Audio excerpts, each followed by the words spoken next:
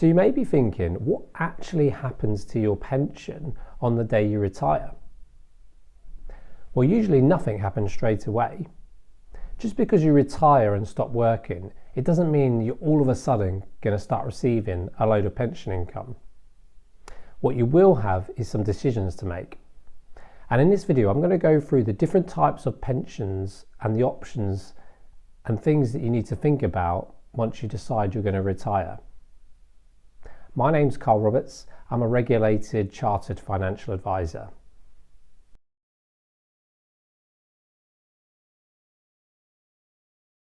So let's start with our first pension, the state pension, the government state pension. Now, everyone's entitled to a state pension providing you've paid enough national insurance contributions during your working life. Now, when it comes to retirement and the state pension, it doesn't really matter when you retire.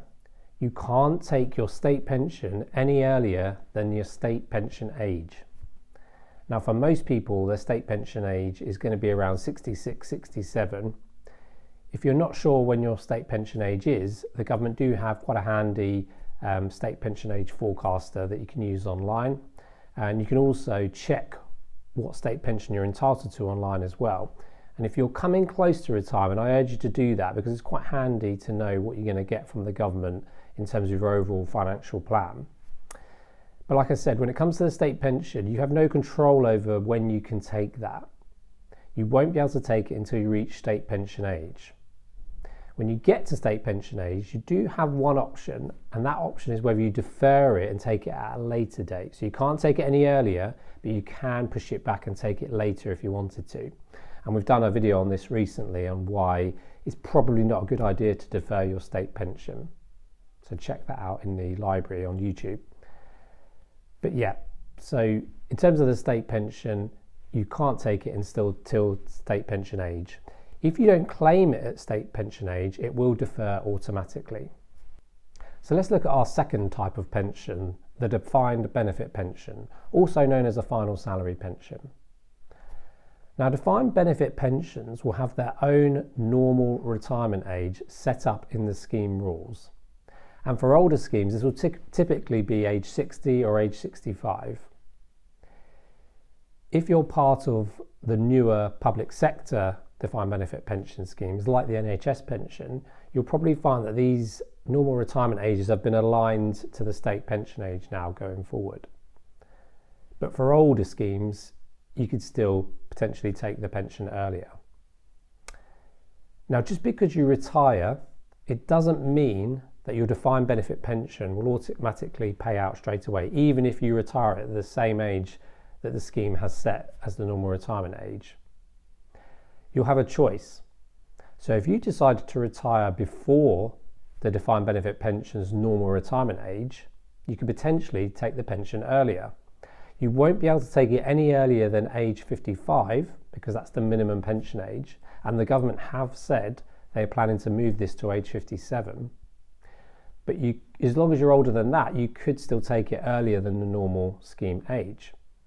If you do this, you'll probably find there's a penalty applied, meaning you'll get less income going forward from your defined benefit pension. You could potentially carry on working longer past the defined benefit normal retirement age. So if the normal retirement age was age 60, but you're still working at age 65, or maybe you retire but you just don't want the pension, you can defer the pension until a later point in time. And that will mean you get a higher income at a later stage in life. There's also a third option you have with a defined benefit pension, particularly if it's a private sector defined benefit pension. You could request a cash equivalent transfer value and potentially transfer that pot to a personal pension if you wanted to. Obviously, advice is essential in that area. So let's look at our third and final type of pension, the defined contribution pension. So this will be your personal pension, your SIPs, and also your modern day workplace pensions. These are pensions where you pay in, your employer pays in, and there's a value. You can see the pot growing like a savings account throughout your life. Now with these types of pensions, there's quite a bit of choice. Okay, so you can't access the pension again any earlier than age 55, moving to age 57. But again, your retirement, the point you retire, has no real link to what you can do with this pension. So with these types of pensions, at the point you retire, these are your options. Firstly, you could do nothing. You can retire, but you don't have to take money out of these types of pension.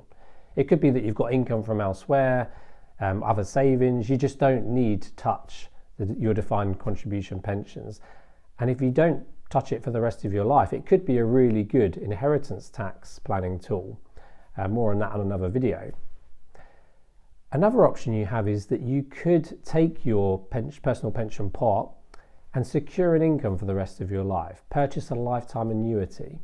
And what this essentially means is you take your savings pot from your pension, you go to an insurance provider and you sell them that pot. So you give the pot up, but in return, they'll give you an income for the rest of your life. So you've got the security of knowing that you've got an income coming in for the rest of your life. That's one option. Another option is that you go into some form of drawdown. And what this means is that you can take withdrawals from your pot as and when you want to. So you keep the pot and you just take money out of it when you need it. You could set up regular withdrawals, or you could just take the money out ad hoc. It could be that you do a combination of both. You take part of your pension and secure an income through an annuity for the rest of your life, and keep some of it aside for more flexible drawdown. So there's quite a few different options you've got at the point you retire. But again, if you don't do nothing, your pension will sit there. You have to physically claim this and decide what you want to do with your pension. With personal pensions and defined contribution pensions, even if you begin taking money out of them, if your circumstances change in the future, you could put money back into the pension, depending on your age. As long as you're under age 75, you could make contributions to a pension. You just might be limited in what you can pay in, because once you've taken any tax-free cash or drawdown, flexible drawdown, they usually restrict what you can pay back in the future. So, to summarise, if you've got a defined benefit pension or a defined contribution pension, you do have choices in when you can take that pension. You do not have to wait for a set point in time. You do have to wait for the minimum pension age. But once you go past that, once you're past 55, 57, you can effectively take your pension whenever you want or leave it for as long as you want. With the state pension, slightly different. You have to wait to state pension age. But retirement is not intrinsically linked to the point you take your pension. You have the choice.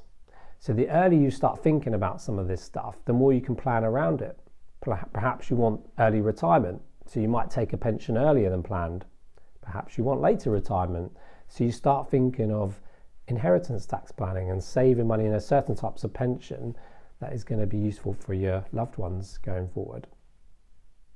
Now, I hope you found this video useful. Please don't forget to subscribe to the channel, because we've got a whole back catalogue of videos on lots of different financial planning areas, and also there's lots more videos coming soon. Till next time, take care.